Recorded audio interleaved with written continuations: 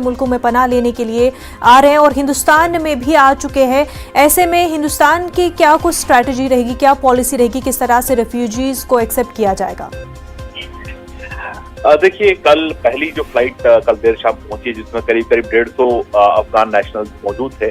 उसमें कुछ farmer MPs भी शामिल थे, कुछ महिलाएं भी थी और माना यह जा रहा है कि भारत की तरफ से भी अफगान नेशनल्स को मदद दी जा रही है।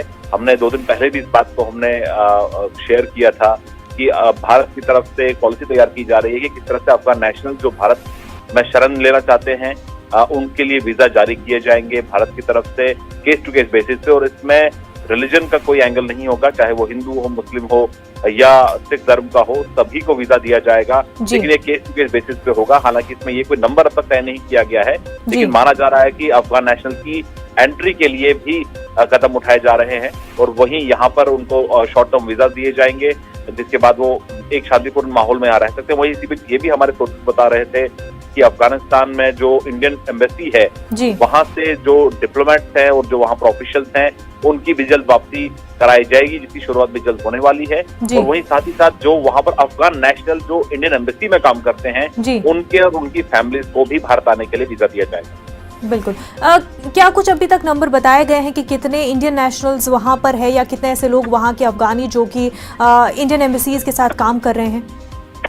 देखिए, अभी तक जो इंफॉर्मेशन दी गई है एनईए की तरफ से उसमें कहा गया है कि करीब 1500 इंडियंस वहां पर काम कर रहे थे पिछले कुछ वक्त से। इसके अलावा इंडियन एम्बेसी में भी कुछ लोग काम करते हैं। लेकिन हमने इससे पहले देखा है कि कंधार में हो या मज़ार शरीफ में हो, वहां पर इंडियन कॉन्सुलेट को बंद नहीं किया गया। वहां पर जो लोकल अफगानी नेशनल स्टाफ है वही इस वक्त कॉन्सुलेट को चला रहे हैं। इंडियन एम्बेसी में भी माना जा रहा है इसी तरह का सेटअप होगा, लेकिन कुल मिला के अभी कोई नंबर नहीं दिया गया है कि कितने लोग वहां से लौटेंगे। हालांकि ये जरूर है कि सबकी सुरक्षा के लिए, सबकी सिक्योरिटी के लिए तमाम कदम उठाए जा रहे हैं। शैलेंद्र, वही जो हमने सिचुएशन इससे पहले देखी है सीरिया और इराक में होते हुए, क्या उस तरह की सिचुएशन अफगानिस्तान में बनने के चांसेस हैं?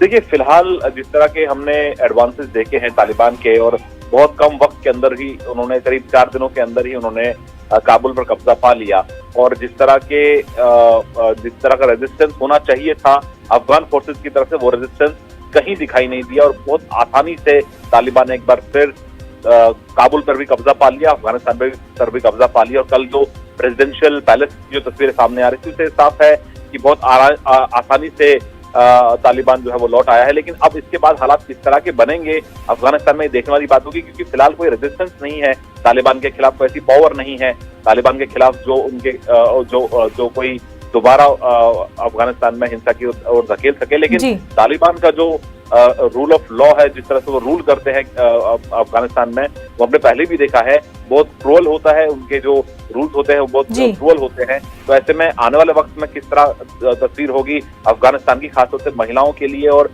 बच्चों के लिए और माइनॉरिटीज के लिए, ये देखने वाली बात होगी, क्योंकि पूरी दुनिया इस बात को लेकर चिंतित है। बिल्कुल शैलेंद्र, बेहद शुक्रिया। आगे बढ़ते हैं। हेती जलजले में अब तक 1000